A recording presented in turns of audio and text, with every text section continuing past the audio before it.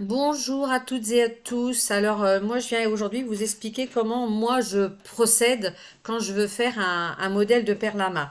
Donc, moi, je prends que des modèles existants parce que pour l'instant, je ne crée pas. Je modifie éventuellement les couleurs. Voilà. Donc, je prends un modèle comme celui-ci. Ben, il était dans un livre que j'ai.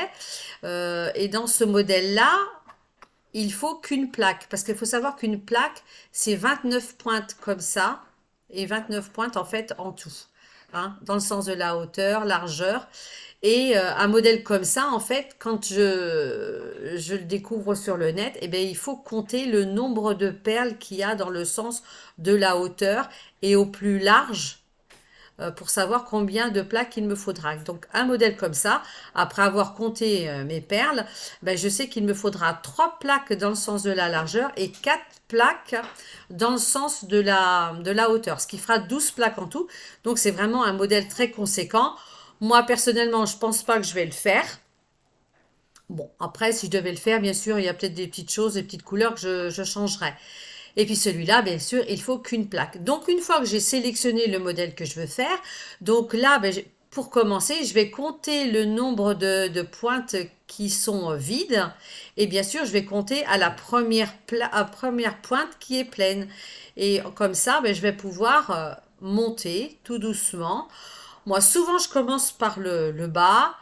Il m'arrive quelquefois de commencer par le haut, mais bon, c'est des habitudes. Je suis peut-être plus à l'aise à commencer par le bas.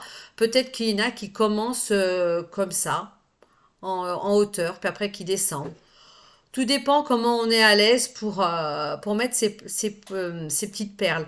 Alors, une fois que le modèle il est fait, soit je les soude entre elles avec un fer à repasser, hein, mais bien sûr avec une feuille de papier sulfurisé dessus, soit je le prends en photo comme ça, puis après je le défais.